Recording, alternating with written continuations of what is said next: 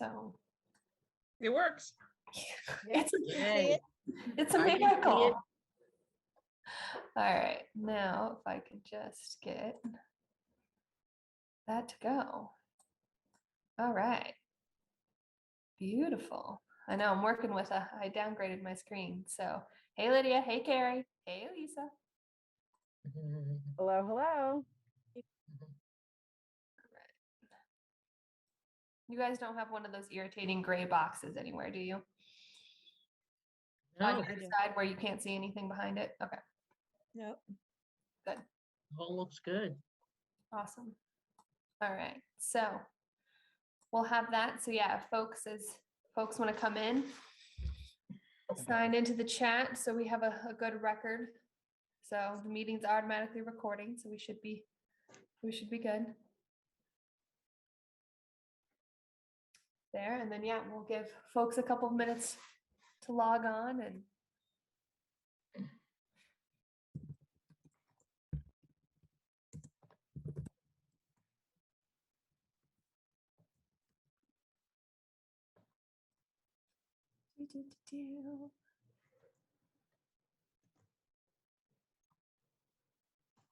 Oh, are we supposed to?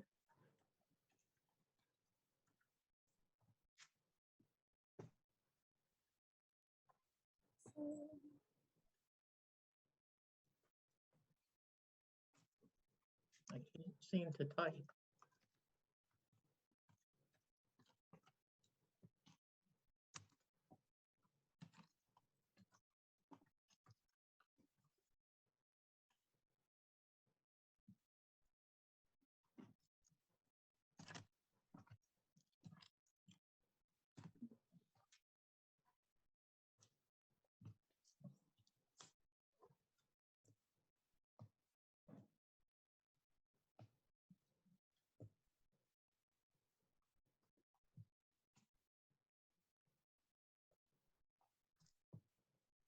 Bridget, your profile picture in your chat doesn't match you today.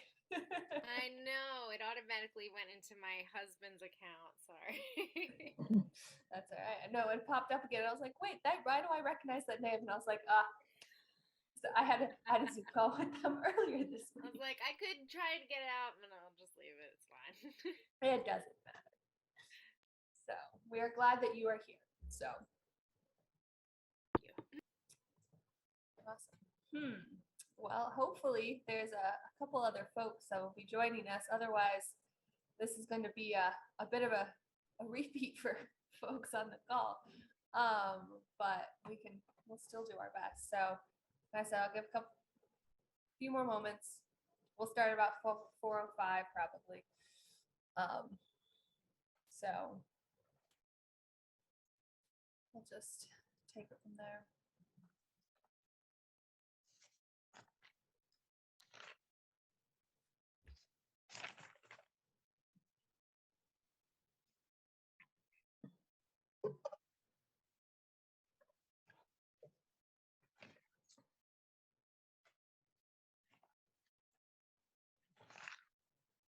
Hey, Nico. Hey, Randy. Hi, Maddie. Hi, everyone. Hey.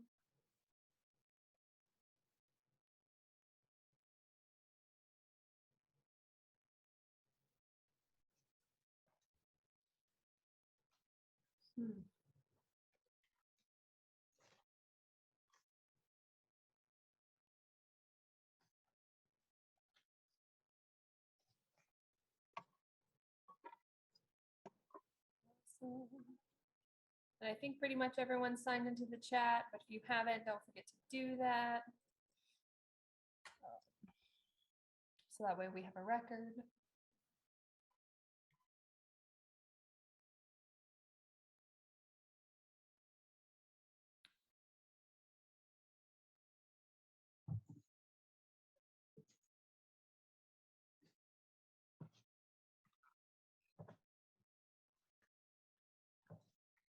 At least we visited Sprouts on Manor this morning and saw Kane, and he gave us some seeds to the sunflower that Karen bred, the Bellevue sunflower, as he called it. Bellevue sunflower. Wow. Yeah. So we got seeds for it. So now we got Okay. So we were We're excited. spreading the wealth of this sunflower that he loves so much. It's They are been- good for cutting flowers because they produce multi heads and the stems are a good length. Mhm. She actually gave me some actual plants. So mine are starting to come up over here as well. Oh, good. hmm And they will spread. They're actually spreading. Well, as soon as any of those seeds drop, you Uh-huh. better expect them to be there forever. Yes, I know. Cindy knows. We're good Kansas girls. We love our sunflowers. So Every year have to have some. that's right. Mm. Well, they just spread it's under control now, but it spread so much. It was 2 seasons ago. And of course we were in this space where we're like, we don't want to pull them out, like let them grow. And then midway through the season, we're like, why isn't any of our food producing? Because they were all shaded out. Because we let the sunflowers shade out everything. It's funny. I've got a shorter variety that's like maybe 2-3 feet tall at the most that came back up from some seed from last year. Yeah. Yeah. We have the ones that are like 10 feet tall. And by the end of the season, they're this big around. Mhm. The mammoth version. Yeah. They're Yeah. like those trees. Yeah. So, all right. Well, it is 4:06, so I guess we'll get started. So, I mean, most of us on this call know what to expect in this meeting. That's why we had a meeting about it on Monday. But that's all right. We have some new other folks, so we can still share, and maybe more folks will join us as we continue on. So to give you an idea of our agenda tonight, we'll do our traditional housekeeping materials, committee updates, talk about what we've been working on since we last met in March, or for some of us in May.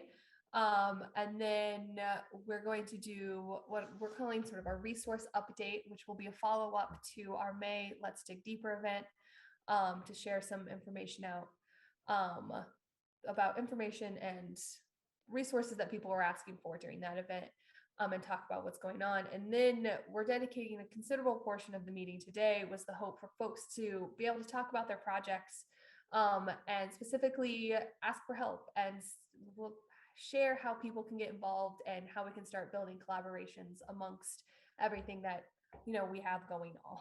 So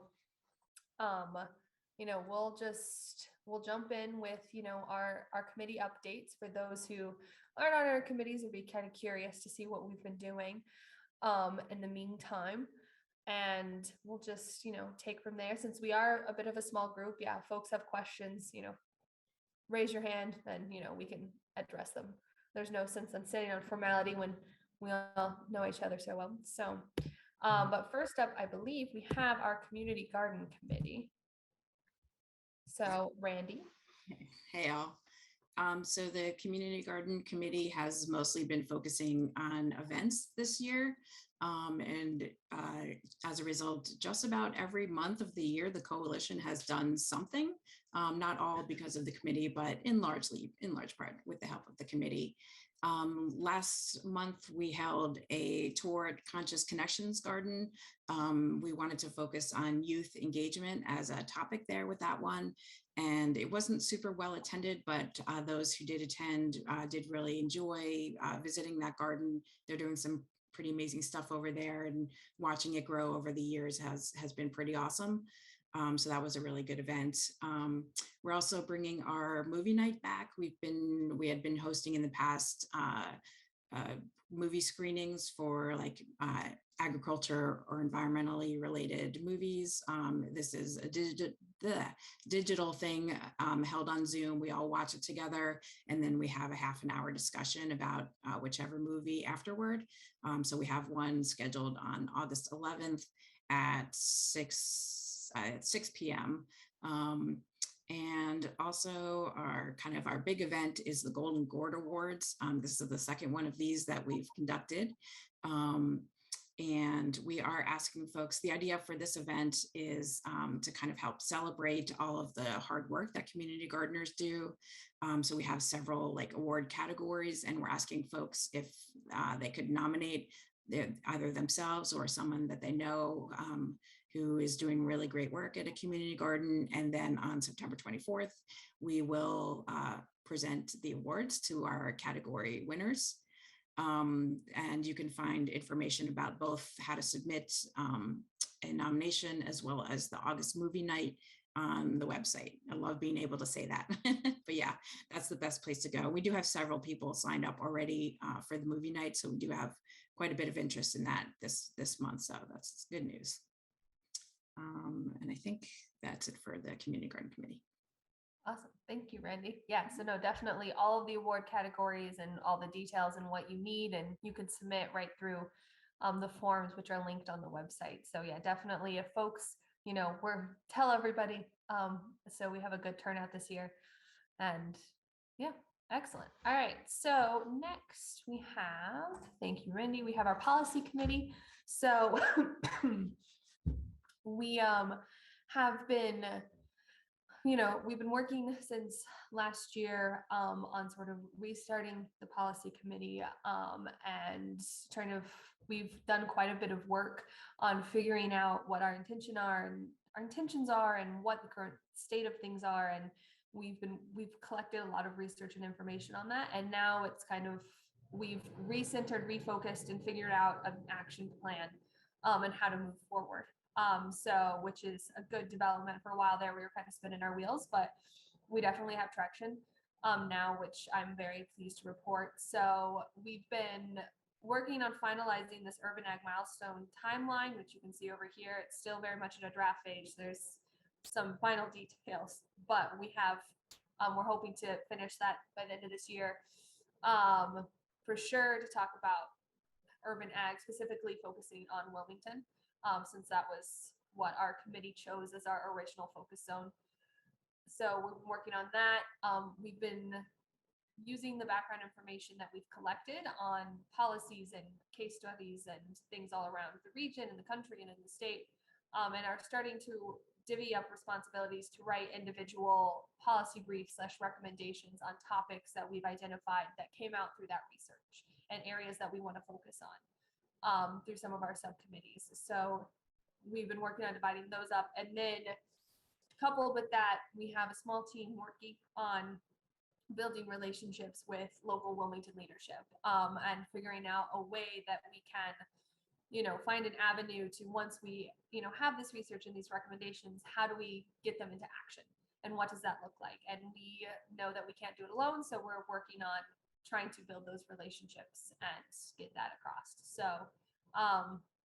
that's what we're working on there.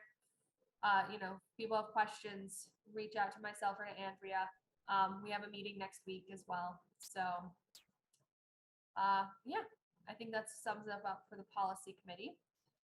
Next, we're going to pass over, we'll do our governance committee. So Rick, that is you. Hello, everybody. The governance committee has been busy following up on items from the Digging Deeper session.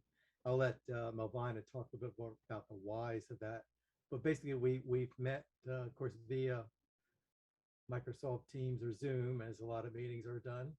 And right now, as a follow-up to with some of the results out of the Digging Deeper session, as far as looking at the future direction of the coalition, we've reached out to other urban ag organizations.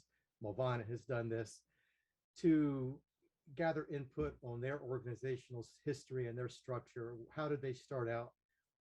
How did they get to where they are now?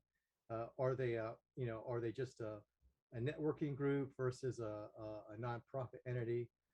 And right now we have responses back from two groups. The Farm Alliance of Baltimore and Urban Creators are scheduled for July 25th meetings via Zoom. And the other ones that have been, the list of those we've contacted so far are there on that third bullet point. So hopefully, we're hoping to collect documents from them uh, about how they're set up and organized, and use that later on to discuss the future direction of how we want to, if we want to formalize the structure more of the Delaware Coalition Group. Mavanda, you want to chime in? Anything else you want to add to that, or anybody else on the committee? You're still muted, Mavanda. Thank you, Rick. Mhm. I guess you saw my lips moving and nothing coming out. Um, Thank you for covering the key points. We have actually a couple of others that we are going to reach out to in Philadelphia as well. So we were able to get some additional contacts.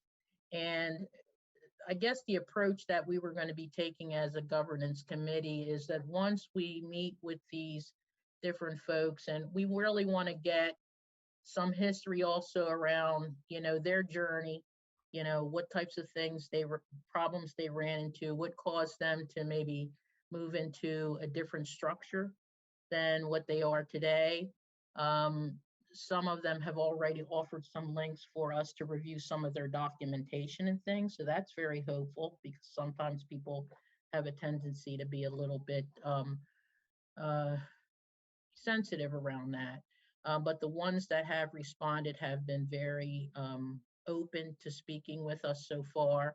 So once we get that information, we want to then look at that in relationship to the things that came back from the Dig Deeper, kind of pull all of that information together, and, from a governance committee standpoint, put together some, like a summary to be able to share with the entire steering committee. And then from that point, decide, kind of how we want to move forward. But we thought it would be valuable for us to collect that type of detail first from these other organizations that are a bit mature than where we are right now, and use that to support things. All right, thank you, Mavanda. Mhm.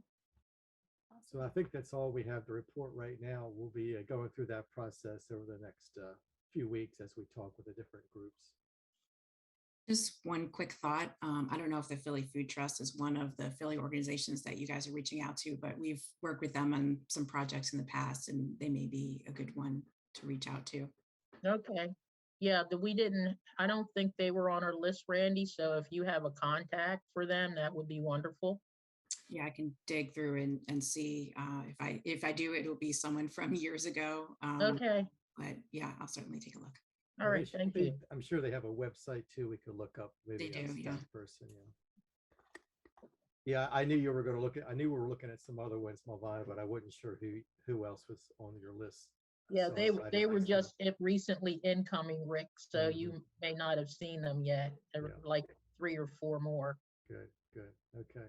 All right, and then so as far as the governance committee, but you guys are also, and Rick, this was also included in your slides. Something we Yes. wanted to talk to the membership though, so we have a few more voices who can offer input. So many of you saw they saved the date for August the 6th, and August the 6th was coming up pretty fast, and we weren't able to get a lot of confirmations in place for that Saturday, and they wouldn't have much lead time to promote it. So we're going to postpone it to the fall. And right now we're looking at Saturday, October the 1st morning. We also had some of our steering committee mentioned possibly doing a late afternoon weekday tour. Of course, it's going to start getting darker when you get to October, but something like from 5 to 7 or something like that. Oops, I just lost my screen. Hold on, that was Oh. my fault. Okay. Anyway, but we have a number of, we had a couple of people that had committed to, to hosting, which was Urban Promise Academy. And they didn't do much of a summer garden this year because the students are out for the summer, as they did the first year. So they thought the fall would be better. And also Duffy's Hope Children's Garden as well. And there's several other ones. We're looking at the Northeast Center, Wilmington, Northeast Wilmington. So I've reached out. Same thing with the Teen Warehouse. They with the summertime, their student projects aren't really going on. They have like aquaponics or hydroponics, some kind of group, some kind of project going there. And the Kumba Academy School Garden, I didn't hear back from anybody there. And there's a couple other ones. Oh gosh, yeah, Mike Miner's Urban Acres Produce just didn't work out for that date. And there's a couple other ones we're looking at as well. So we also had a mention of possibly, yeah, the afternoon weekday, or also, or even a Sunday afternoon. Traditionally, we've been doing it on Saturday mornings, and we also have done them on a work day as well. But we know some people are at work and can't get off, so the Saturdays is the last one we did was a Saturday. So I think I saw Maddie must have a poll that we can take. I did, but it didn't, it wouldn't let me set it up ahead of time, and it won't let okay. me set it. That's what the glitch was. So, Okay.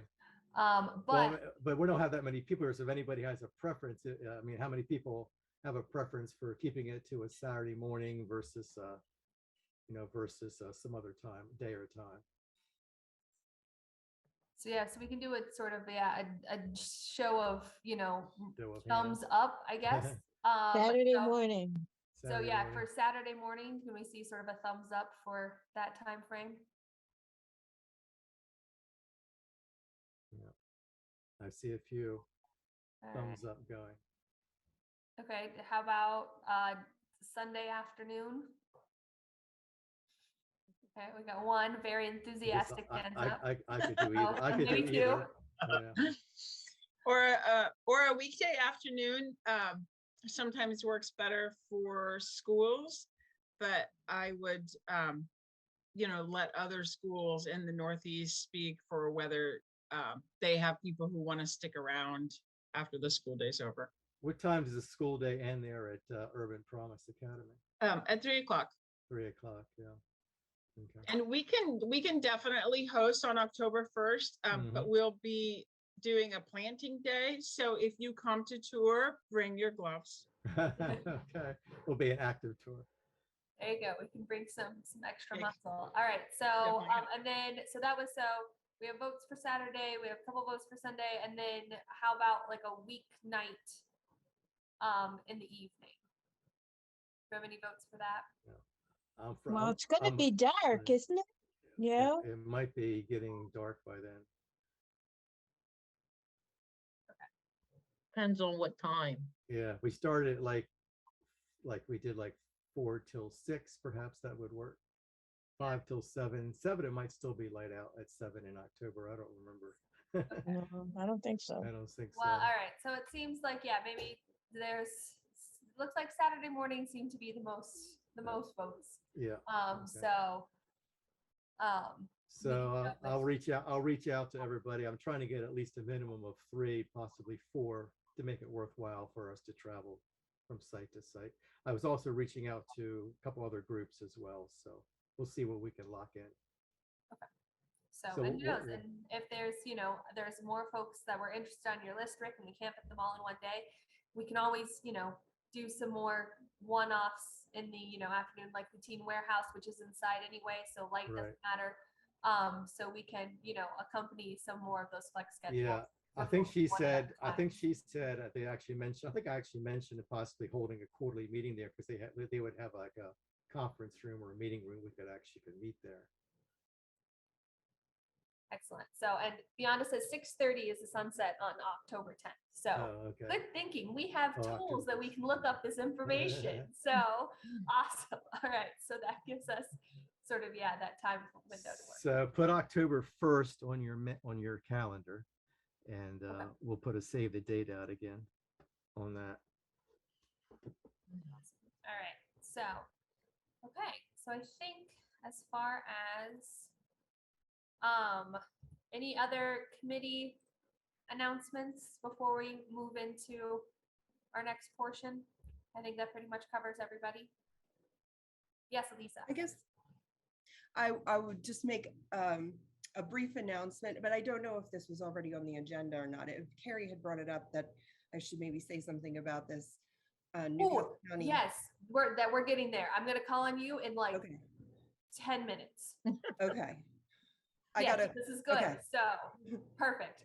Yes. So getting alluded to what Elisa is mentioning. So as we had talked about back in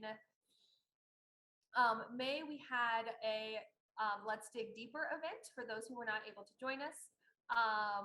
So Bellevue Farms hosted us. It was lovely. We had a great turnout where we essentially were asking folks, questions about the future of the coalition, what they want to see as we do periodically to make sure that the coalition is meeting the needs of its members. I mean, we've done several strategic plannings and things over the years.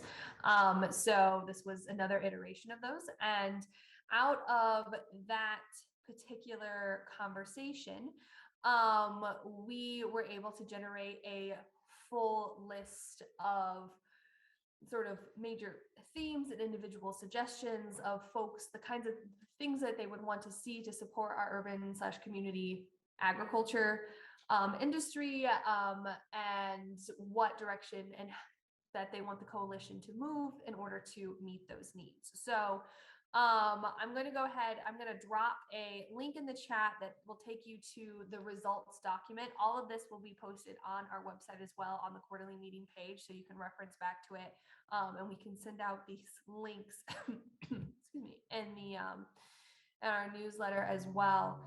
But so this will give you an idea of the types of things that people wanted to look at. And so when we were going through this process and we were reviewing these results, one of the things that we noticed is that some of the things that folks were talking about were things that were already in the works. Things that, especially that have sprung up maybe over the last couple of years when we haven't been able to get together so regularly. And as people have started new projects and have, found funding and things like that. So we wanted to take the opportunity to sort of address some of those topics that had come up over the course of that event and basically showcase things that have been, that are going on, that address those things specifically. So one of which of those was land access. We had a large conversation about that, not only in the sticky notes, but also our debrief afterwards, and talking about, how do we increase the availability of land? And so with that, we wanted to ask Elisa, who has been working on a project that's directly related to those topics, to sort of give an update and talk about what she's been working on. Well, it certainly wasn't just me. So basically, there was an opportunity for us to have an amendment to the proposed 2050 Newcastle County Comprehensive Land Use Plan. And so I was working with District 8 Newcastle County person, John Cartier, who I was hoping that he was going to make it on here, but I think that he is being held up right now. But he is sponsoring this amendment. So basically we came in at like the tail end of public comment for the comprehensive plan. And so it needed to be where we had to propose this amendment. It has to go now through some town hearings, and then I think it will be drafted by the council people, but that's changed. So it's actually going directly to Newcastle County Land Use Department, who is now taking the information that we've provided and writing a statement that they are going to insert into the draft. So County Councilman John Cartier, he texted me to let me know that this statement is being drafted. He's going to send it over to me, and then I will share it with the council. I'm trying to find out if there's going to be an opportunity for public comment on it. So I will keep you posted. Awesome. Yay. That's very exciting. So, I mean, explain what the amendment's about. I don't think it was very clear. Okay. So that was going to be my comment too, Rick. I was like, those of us who were there, we know, yes. But what's the impact? So basically, I mean, this is coming, sort of stemming from the policy committee, in that what we have found is that within Delaware, there's no language in any legislative body directed towards urban farming. And so this amendment would be directly surrounding urban farming and how urban farming can be implemented into the comprehensive plan as an option for utilizing land, underutilized land, vacant land, the things that we have been working on. So what we had drafted was basically definitions for urban farming, the benefits of urban farming, and then opportunities for using urban farming as a part of this comprehensive land use plan. Thank you. Yeah, so that would be great. So that's very exciting news. I'm glad that it's moving forward, and definitely keep us updated. And if, there's a public hearing comment, let us know, and we can turn out in full force to make our sentiments known. Yes. So excellent. All right. So any other questions for Elisa or final thoughts on that before we move to our next big topic? All right. You'll also notice, on that document, something that came up as far as major themes, there was a lot of discussion about advocacy and legislative policy, and work in those arenas, not only in what they want to see, but ways that the coalition can get involved. So we've talked about, we do have our policy committee within the coalition who is working specifically on those actions. So if that's an interest for them, they're more than welcome to learn how to get involved with that. But we also, for those who don't know, in the state of Delaware, we have the Farm and Food Policy Council, which is part of the Delaware Department of Ag. And we do have representation on that council.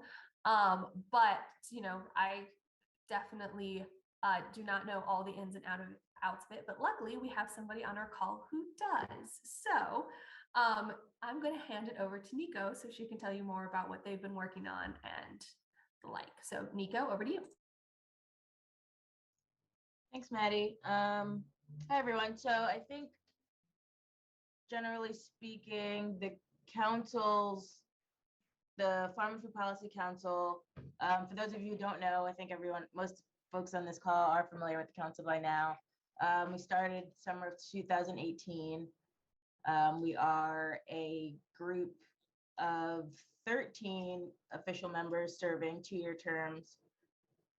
Each member is appointed by the Delaware Secretary of Agriculture. The group is an advisory group to the Delaware Secretary of Agriculture, and focused on, I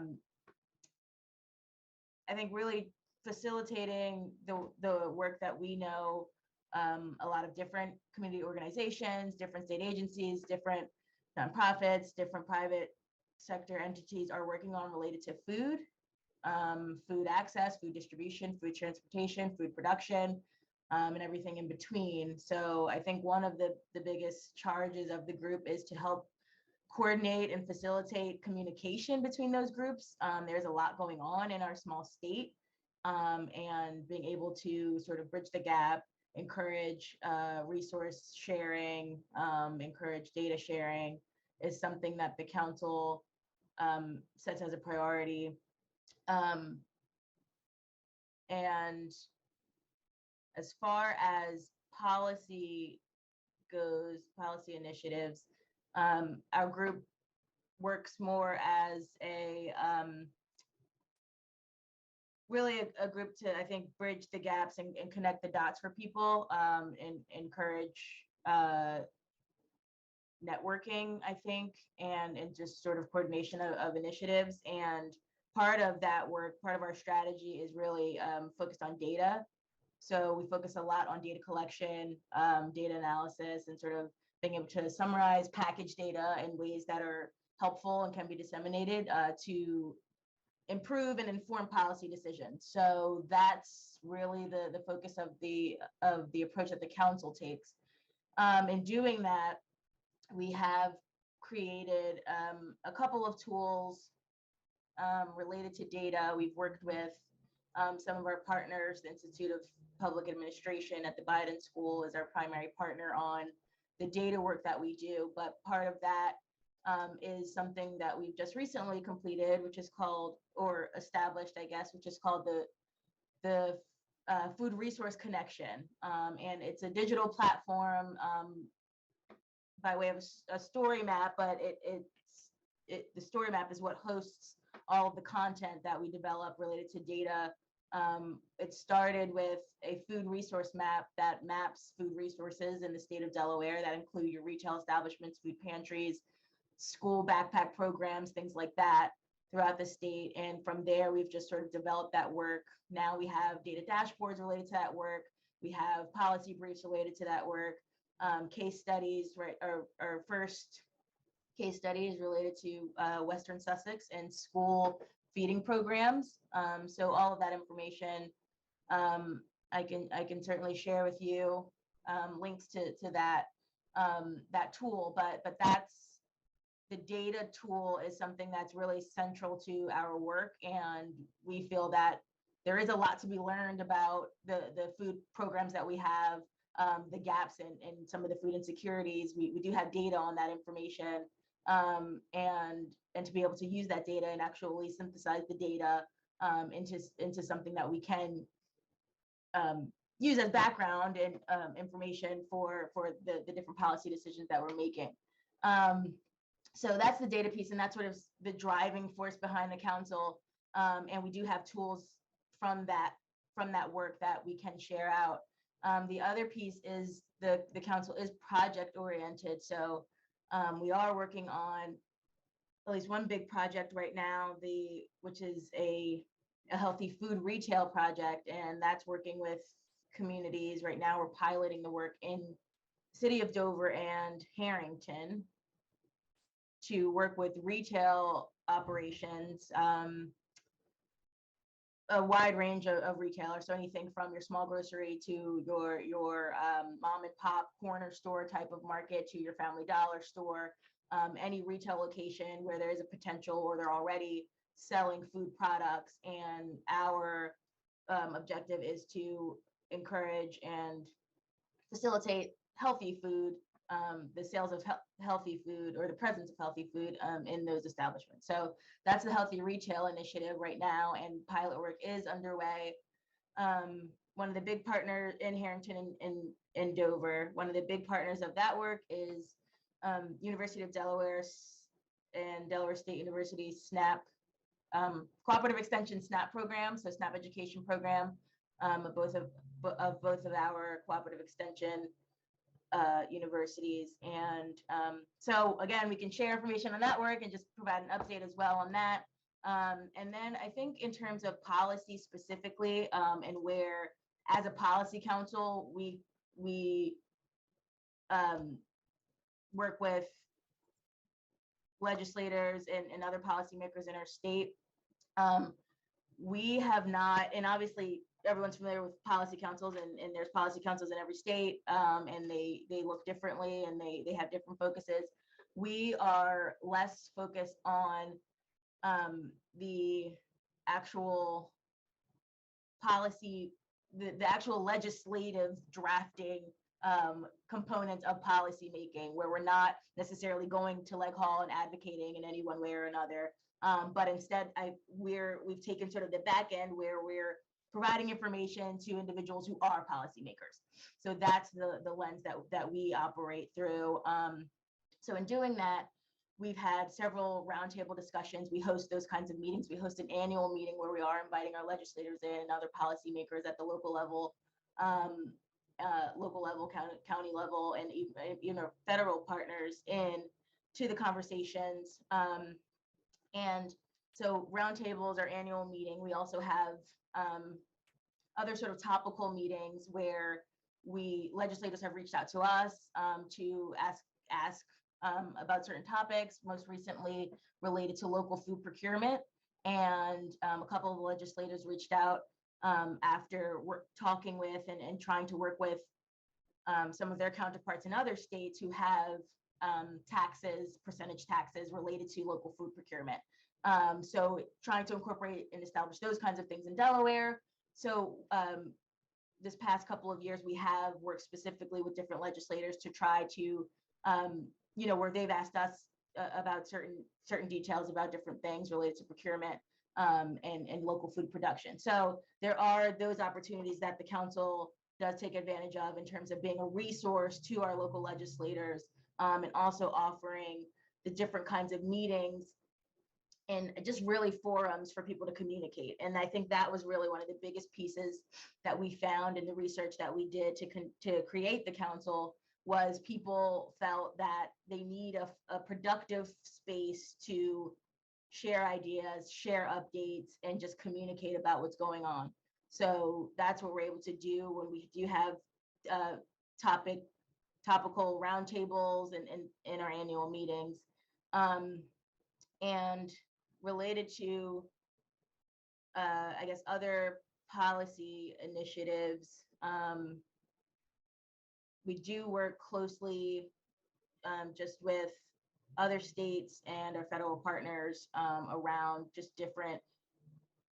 keeping an update on the different topics that are a priority and that are sort of in the swirl of conversation at any given time, and just making sure we're up to date on those, and that our work is closely following those things, and we're able to produce data analysis and things like that related to just things that are relevant at any given time. So that's kind of an overview. That we have a lot to share in terms of resources. We do have a website, and there's certainly a lot there, but that's an overview of what we have going on. But I appreciate Maddie, allowing us to just talk a little bit about what we have going on, and that we are a resource here. And so we're happy to help and sort of also learn from what everyone else is doing as well. Perfect. Thank you, Nico. And yeah, so I put the link to the council's website in the chat.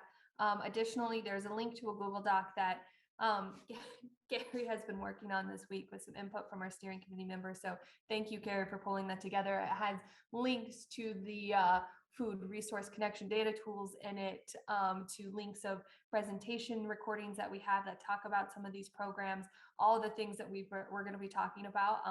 If we have links or contact information, they're going to be in that document. So this document will be posted on our website on our quarterly meeting page, so folks can reference to it. But it's chock full of all the good stuff that you want to learn more about any of the programs we're talking about today. So thank you, Nico. We really appreciate you joining us and talking about all the great work that you guys are doing. You're busy people. Thank you. So I'm going to take advantage of that cough just to get a word in, and wanted to mention that one of the graphics on the Google Doc that we shared was a graphic that Gina Christ had shared with me yesterday as part of that pilot program that Nico mentioned that's happening in the Kent County area. So as you look at the document, the council information is categorized at the top, and then there's another category at the bottom for healthy food retail. They're very much all connected, but underneath of there, you'll see a graphic that Gina provided that explains the pilot program that they're going to be working on. And she said, and I think Nico, you said this too, it's really in its infancy. So she was hesitant to share too much, but she said that if there are any questions whatsoever, she'd be happy to be a resource. So her contact information is on there as well. Awesome. Thank you, Carrie. Yeah, so that's definitely, if folks have interest in healthy food retail, we have stuff going on in the state for us to sort of sink your teeth into, or at least stay up to date with. So, all right. So I think that covers that portion of it. Another big theme and topic that came out of that session, and is something that, folks are always interested in looking for, are when it comes to resources and everything from, funding resources to contact information to, how do we plant tomatoes or trellis cucumbers, whatever it happens to be, as well as where can we learn about this information, what educational opportunities that exist out there. So luckily we have a wide number of members, many members who work in education as it relates to urban and community ag. So I'm going to let a couple of them speak here in a moment to give you sort of an idea of programs they're working on. But I did also want to have the opportunity for the recorded presentation for folks who will be viewing it later to walk through some of the resources that you can find on our new website, because it's full of them. But there are plenty more that exist out in the world, especially as it relates specifically to Delaware. And so this is sort of our plea to everybody, for if you have resources, things that you use, programs that you're familiar with, whatever it happens to be, there's a place on our website where you can submit that information so we can include it on there so other folks can also benefit. So I will take us there now. So for those who haven't been on our website yet, here's sort of what your landing page is. And I'm not going to go through all of this right now. You can do so at your own leisure, but if you go to this resources page, so one of the big things that we've been working on is this Delaware Ag Map, which has been updated. We're still in the process of finishing this update. We're gonna hear from somebody here a little bit later who has been working diligently to get all this information updated. But this right now is a record of all of the community gardens, school gardens, urban farms that we have. Specifically in Newcastle County is where we're starting. Hopefully we'll be able to do the whole state, but right now this is where our focus has been. So if you click on these, it'll give you contact information, addresses for those that have photos. There'll be photos that will pop up with it as well, and other information that we have. So we are in the process of, like I said, of updating this. You'll hear more about this, but this does exist. So be aware of that. Additionally, we have our resource hub, which breaks down available resources by different types of ag projects. So community gardens, different resource guides, the community garden toolkit that the community garden committee has developed, list of organizations that might be able to help you. We have one for urban farms as well. Like I said, lots of good information, school gardens, home gardeners as well. So if you are looking for resources, this is a good place to start. We also have a place where you can look up volunteer opportunities. And if you have volunteer opportunities and you want to get the word out, you can submit those as well. Funding opportunities was something that came up at our Dig Deeper event and places to do that. So we have a whole page dedicated to that, for whether it's looking at full databases that their sole function is to look at different types of grants, to specific ones that might be more applicable to folks here right in Delaware. And again, they're broken up into different ones. So you can take a look at those, including DDA has a couple of grants which need to be added to this list. And then we also have job listings. We don't think we have anything listed right now, but if you know of any jobs, or if you're advertising jobs that our folks might be interested, we have a place to do that. And you can submit all of this information right through our website.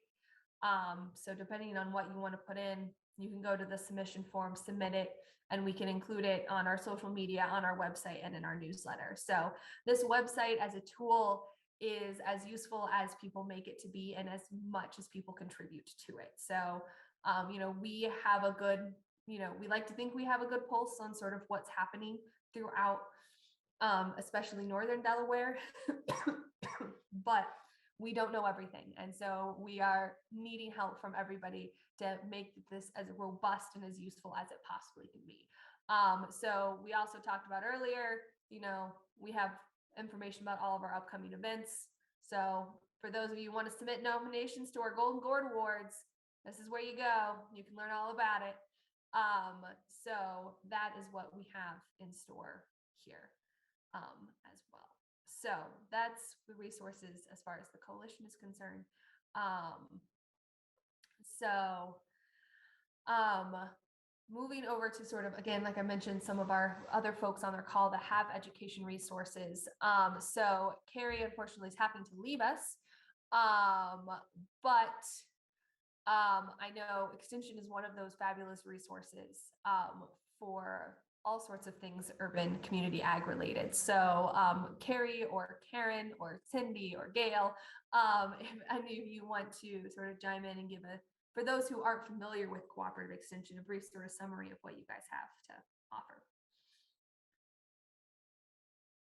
offer. You're muted. Is Carrie still on? I am, but I'm gonna jump off and I forgot to include Gail in that. I'm so sorry. And Gail is actually our contact with Bridget for the community composting program, which I did not list. So that's another one that's gonna come up. But yeah, if you all have anything additional to share, I'd appreciate it. And if anybody has any questions, just contact me. Thank you. I think probably everybody on this call is familiar with Extension. We're Master Gardeners. Cindy Huffman and I are both on the call. We're co-chairs of the committee that works with school and community gardens. We're active in the coalition. We do a lot of things as Master Gardeners as well, doing site visits and hands-on training at community gardens. This spring, we started a community garden news bulletin that's the topics are targeted to the season and what's happening in the garden. Everybody on this call should be receiving that. It goes into the coalition newsletter as well, a link to it. So I think maybe let Carrie know if you haven't seen it. We are, let's see, what else? Everybody probably knows about the demo garden at the 461 Wyoming Road location. That's often a way we start with community gardens so that they can see the possibilities. There's in-ground, there's raised beds, there's trellises, there's composting. It's a good way to see how the different ways you can grow might be. Plus, we have a pollinator garden there as well, and not just veggies, small fruits too. Both of those are pawpaw open. trees. Sorry, Karen. I just want to say both of those are open tomorrow night from 6 to 8. We're having an open house. And both the front with the pollinator garden and the back with the veggie garden will be fully staffed with master gardeners that you can ask any questions you have. And there'll be UD ice cream too. Oh yeah, that's right. What else? Well, if Gail is still on, she's done a lot of work on revising some of the resources that we have on the website. Yes, So- I'm still here. Can you hear me? Yes. Yes. Okay, awesome. Yes, I've been working on developing fact sheets for the website. And so there's a variety of vegetable fact sheets and also some herbs.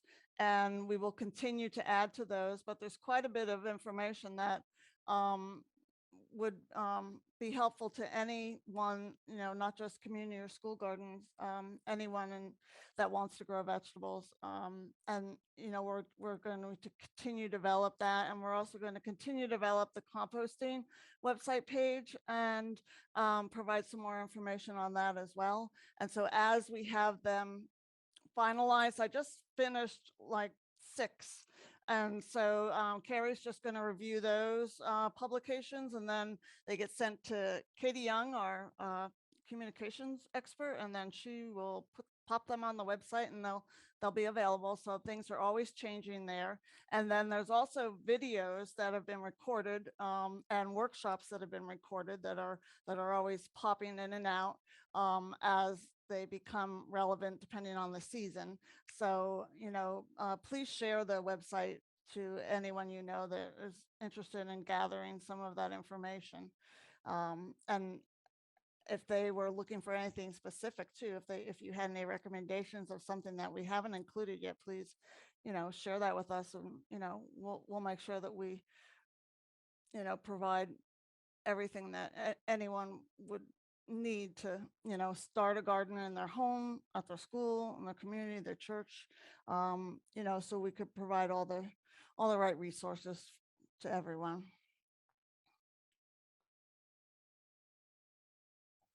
Excellent. Thanks, Thank Gail. you, Yeah, Gail. that's awesome. Yeah, so there was a specific request for the specific URL for the fact sheets. So yeah, if we have access to that, I Okay, know. we could do that. I could do that to you, or Carrie could send it to you. And that could be a part of your notes that you provide when you provide the Yeah. other links to the members. That'd be That'd be great. Yeah, we that'd can be great. include that in there. So yeah, if you or Carrie could send this over to us, that would be fabulous. So yeah, it's a great wealth of information. The link to the main extension page will be in those notes for sure, and then we'll get that fact sheet one up there Yeah. as well. And but we also talked about composting, which is something. Right. So that's what I wanted to add. We're developing a community composting training program. And so that's in the works. And so that is something that will be offered in the fall.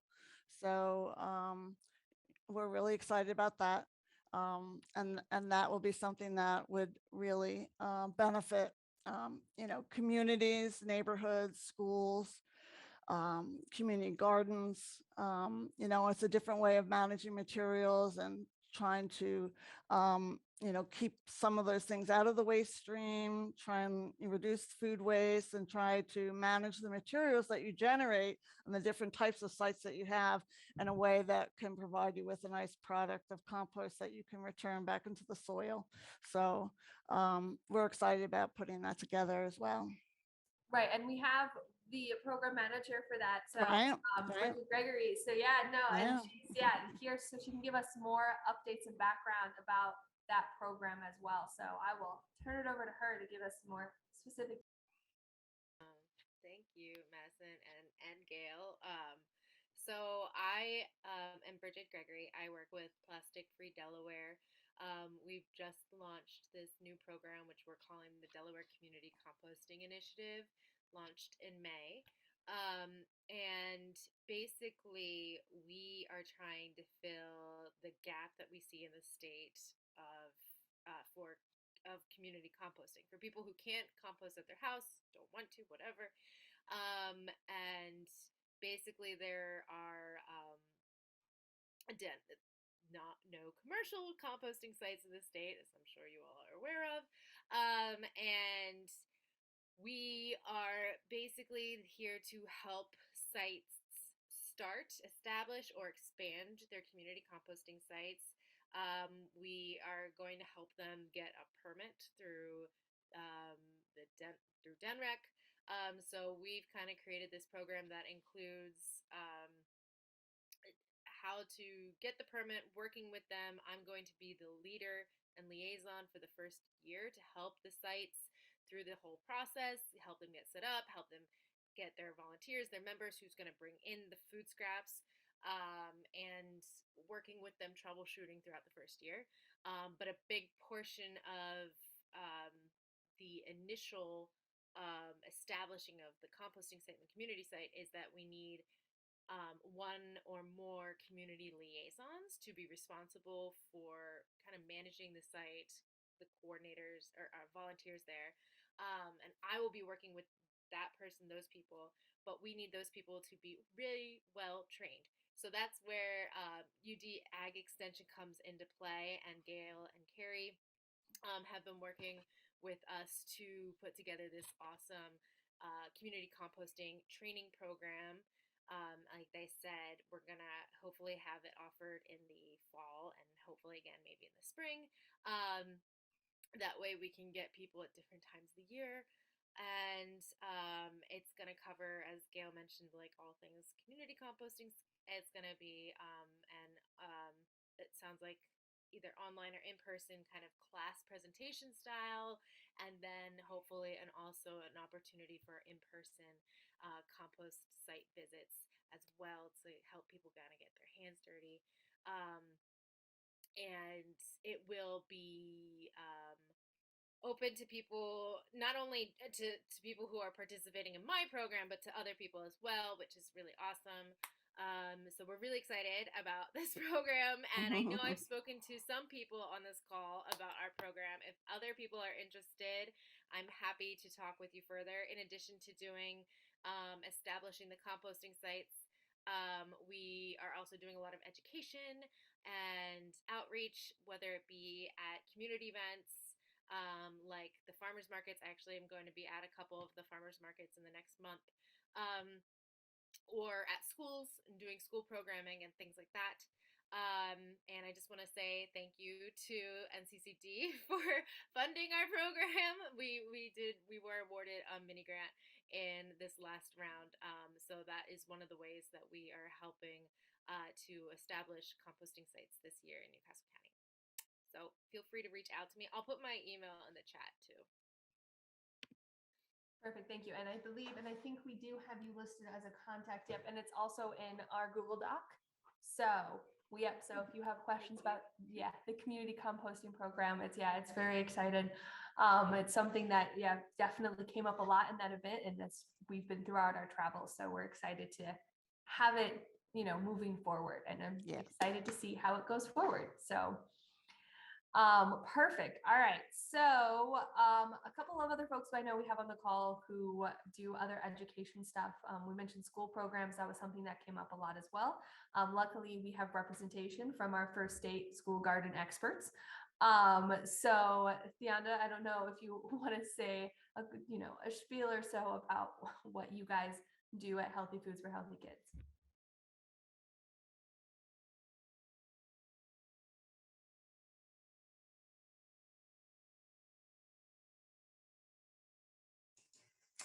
Oh, I was going to say, if Lydia was still here, that I would ask her to do that, because she is the executive director. I'm officially retired, although, I'm still a busybody here. But anyway, what Healthy Foods for Healthy Kids does is we work with schools to start vegetable gardening programs that are integrated with into the science curriculum. And so we have 2 growing seasons per school year during the school year. So we have a seed to table growing season in the spring and one in the fall. And so what our, I guess, claim to fame is just that we've created a program that is practical for public schools and public school teachers to be able to incorporate vegetable gardening into the school day. And then every student has hands-on experience in the gardens each growing season, and then the vegetables are served in the cafeterias. So we're not so much providing expertise for other people to start gardening programs, although we're happy to do that. But we are mostly just trying to get as many schools in Delaware as we can to be involved in our program, so that we have a more agriculturally educated school community. And so that's the gist. If there are any questions, please feel free to contact me. Excellent. Thank you, Theanda. Yeah, so I know Lydia ducked out early, and so she put you in the hot seat. That's fine. But so if you have questions, the link to their website as well. So folks that are passionate about getting more schools involved with gardening, they are a great organization to, support and learn more. So definitely check them out if you have an interest in that particular avenue.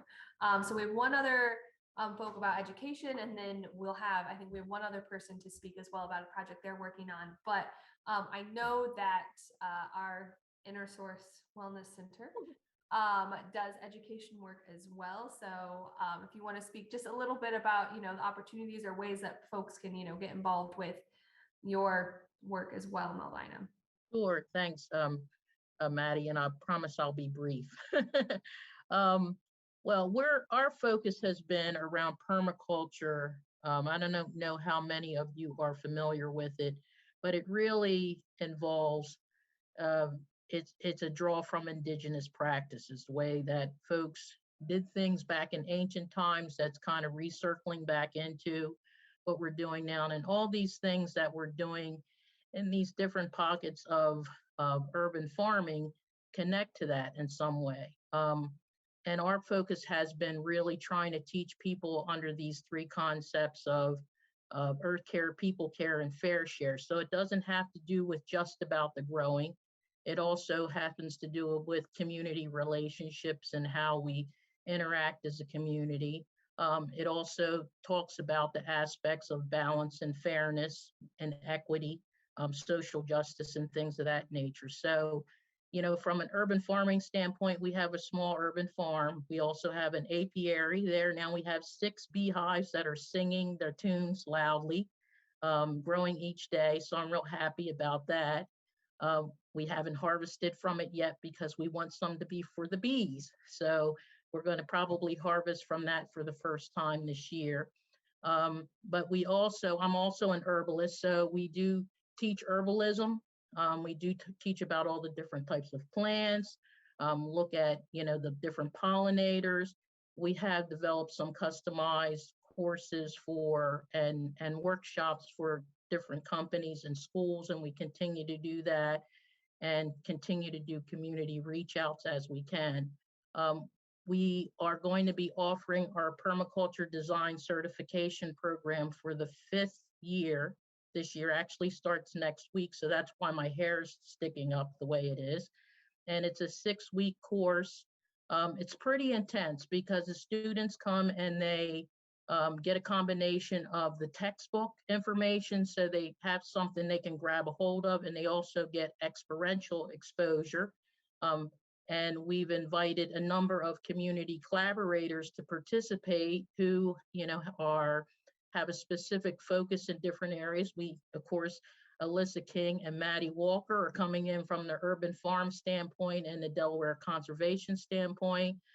We have an ethnobotanist, we have an herbalist, we have another beekeeper, and we have a lot of different folks who will be going to their sites. We'll be going to some urban farm sites, some permaculture sites, and they'll get coursework and observation work twice a week for 2 hours each of those days on Wednesdays and Fridays, and then they'll be all day out on the site from 9 to 3 for 6 weeks. At the end of that program, they have to do a design project in order to actually become certified. So we think we've developed a really good course around that. If you look at some of the other design courses that have been developed, I think sometimes where they're lacking is they don't give the experiential material that we are able to offer. And what we've heard from the folks who've gone through the program, they've gone out and they've actually really done something with it.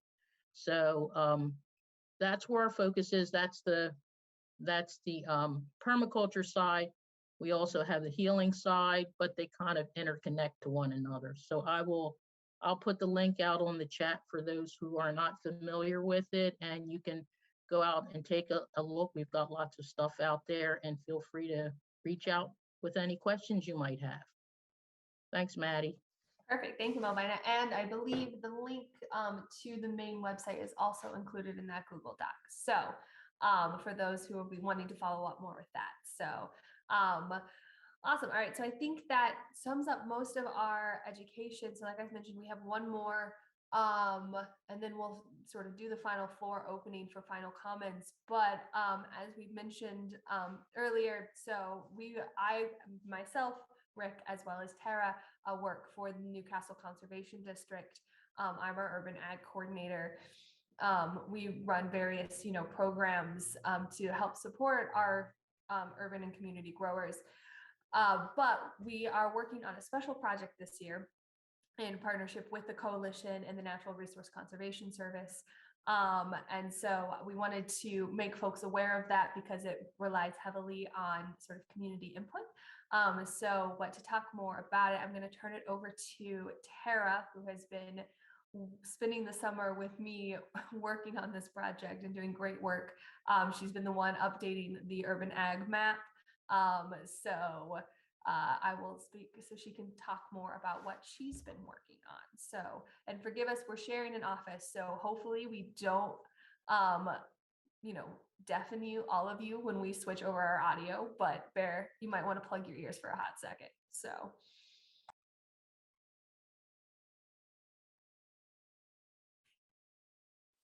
All right, hi.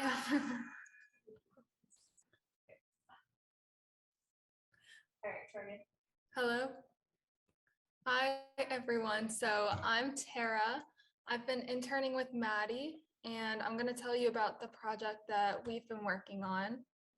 So we've been working on our community ag resource review, which for those of you who don't already know is a project designed to assess the current state of urban ag in our county.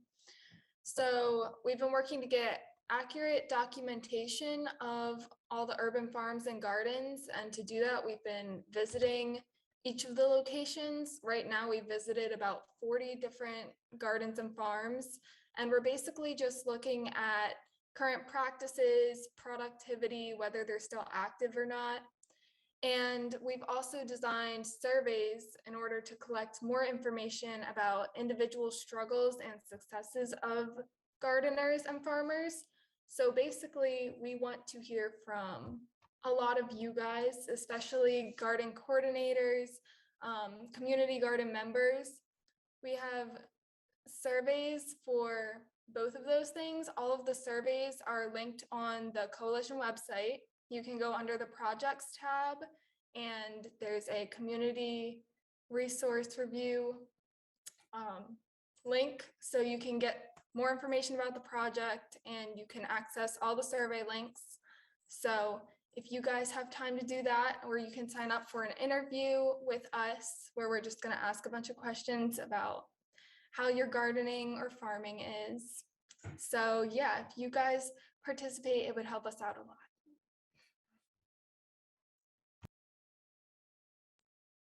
Excellent. All right. Thank you, Tara. So yeah, no, that's definitely, it's been a project, yeah, we're working on all summer and excuse me, into the fall. So definitely check it out. We'd love to hear from folks, assisting organizations, community gardeners. So if you have a community garden and you have received a mysterious envelope on it, that was us. So Cindy asked a question about school gardens, and then Rick, I'll turn it over to you. So school gardens is something that we've been toying with. So we haven't quite landed on an answer. Cindy did, in short, because school gardens tend to operate by their own set of rules, and sort of live in their own pockets of sort of how they work together. And so that's something we're keeping in mind. We're hoping to reach out to some schools to sort of figure out what information we need as overall, but we just haven't gotten there yet. So stay tuned for that section of it. But yeah, no, that's definitely, it's an interesting conundrum for sure. So Rick, did you have a question? Yeah, I was wondering how was it going trying to actually find lead contacts for each garden with a name and an email and a phone number and all that kind of stuff? Well, you can see Tara and I both giggling. So it's a struggle. I don't know if it's easier. If Tara, if you wanna take that, I can mute again. If you want to talk about some of our Delaware City, for example, is a great case of how we've been working on that. So it's been a struggle. Basically, a lot of our information is very old. So it's been a whole process of getting through tons of people to find a community garden coordinator or anyone in charge or even anyone with any information at all. So it's definitely been a struggle, but I think we're finally getting some responses and finding some updated contact information, which is good. And hopefully we continue to find some more emails, phone numbers, and ways to contact people. Sounds good. Yeah, we've so Delaware City, if anybody happens to know who works with the garden in Delaware City, we would love their contact information. The library, City Hall, nobody knows anything. It's being used. We know people are there, but we haven't been able to find a contact for it. So sometimes it's, you know, going through a couple of people and then we find somebody, but there are some where we're hitting complete dead ends. So it's definitely tough, which is why the more folks that we get to sort of answer our responses and the more that we spread the word about it, hopefully we can fill in the rest of those. If you just knew when to catch somebody there at the garden when they're there, then you could ask a question, right? Right. So, and so our strategy right now is we're also leaving individual packets that have our contact information, what our project is at the locations everywhere we go. And with the hope that maybe they will get in touch with us since we know people are at the sites. But definitely the more the word spreads about this project, and as you're talking with other community gardeners, just so they know to be on the lookout and why it matters and why it's important. Because at the end of all of this information we're collecting is going to be published in a report with looking at all of the stuff we've collected and making recommendations on where we need to put more efforts and what we're doing really well, with the intent of it being accessible for folks who want, much like the council is doing, of being like, okay, this is what we know. You know, we want to have this project. We have evidence to support out why we need this project, to that way people can apply for funding or make stronger policy recommendations, or even just approach their, you know, local neighborhood association and be like, look what all this great work that's being done throughout the state. Like, this is a way that we can contribute to that. But right now, you know, we don't have a record and it's hard to keep it updated. And so again, the website, this project, and everything are sort of, they're coming together at this time because they're all part of one of the same project. And hoping that if we establish this, then we can keep it updated with more regularity. So, but yeah, we definitely, we can't do it alone. So all the help we can get, the better. All right, so, excuse me. I will pause there. I think most everybody on this call has spoken at this point, but if there are folks who would like to make additional, you know, comments or share about projects that they're working on, or and ask for ways that people can help, this would be the opportunity to do so. So feel free to sort of, you know, raise your hands and you can unmute yourself and talk about it. Thank you for everybody who has spoken thus far, who joined us on this call. I know it's been definitely a repeat for some of us, but the recording will be viewed by other people. So Randy. All right, thanks. Just on the Delaware City thing, they actually have it listed on the Delaware City page. So you would think someone from the city would have a contact since it's on their webpage. No go. Well, anyway, that was my bright idea for that one. I did want to make sure to invite folks to an event that we're having at the Duffy's Hope Youth Garden. Those of you who might remember Conrad Kmetz, he was part of the coalition for many years and worked on a lot of different projects with a lot of different coalition members. So just wanted to make sure you guys all got this invite. We are actually dedicating the Duffy's Hope Youth Garden to Conrad, who started the garden and managed it for several years before Maddie and I took over when he moved out of state. But it's August 27th from 11 to 1, and it'll be a fun event. We're going to share stories about Conrad, have a little bit of lunch, and do a little garden tour. So it's a fun event, and I welcome anyone to attend who's interested.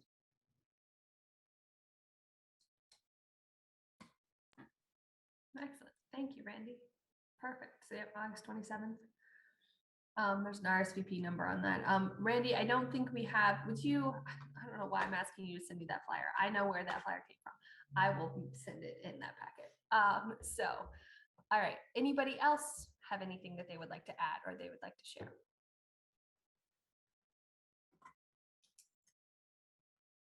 All right. I'm seeing a lot of, no, I think we're good faces.